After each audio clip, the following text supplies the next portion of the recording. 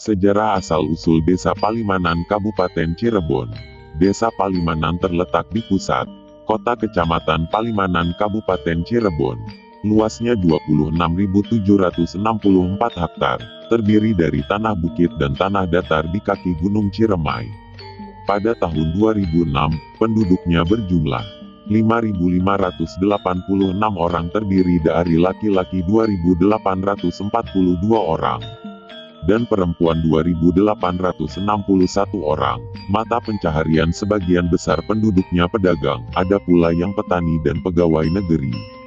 Waktu awal mula tumbuh dan berkembangnya ajaran Islam di bawah kekuasaan kerajaan Islam Cirebon yang dipimpin Kanjeng Sinuhun Syekh Syarif Hidayatullah dan Rama Uapnya, Pangeran Cakrabuana, Mbah Kuwu Cirebon. Beliau mengutus seorang kesatria pilih tanding untuk menggempur dan menundukkan orang-orang yang masih kafir dan memusuhi Islam. Maka seorang kesatria tadi merubah wujud menjadi Nyai Mas Gandasari.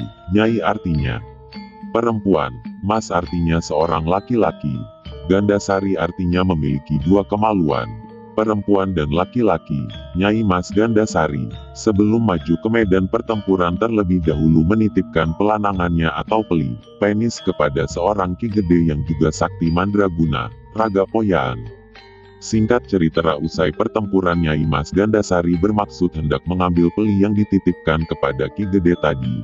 Namun apa yang terjadi?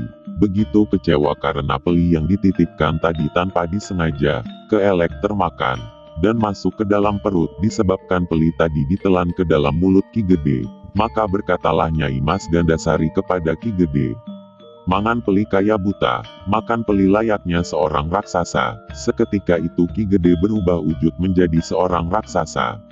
Dari kejadian itulah maka daerah tersebut dinamakan Palimanan, yang kemudian menjadi Desa Palimanan. Pada pertengahan abad ke-15, sekitar tahun 1450 Masehi, wilayah Pedukuhan Cirebon masih dikuasai Prabu Cakraningrat Kerajaan Galuh yang berkedudukan di Raja Galuh bawahan Kerajaan Pajajaran.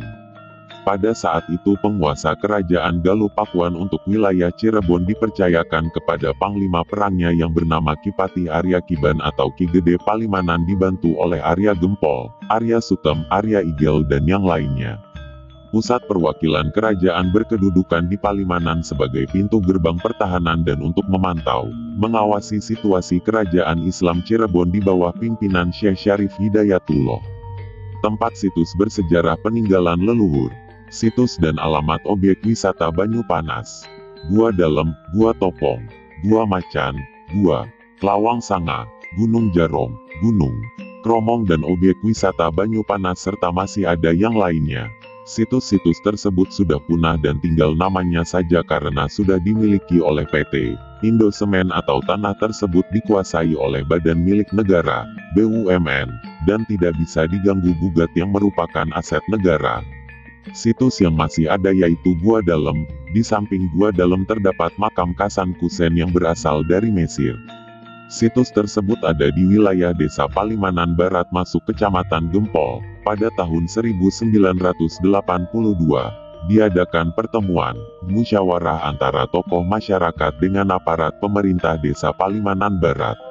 Dari hasil musyawarah itu disepakati bahwa wilayah Desa Palimanan dibagi menjadi dua desa, yaitu Desa Palimanan Timur dan Desa Palimanan Barat yang keduanya berada di Kecamatan Palimanan.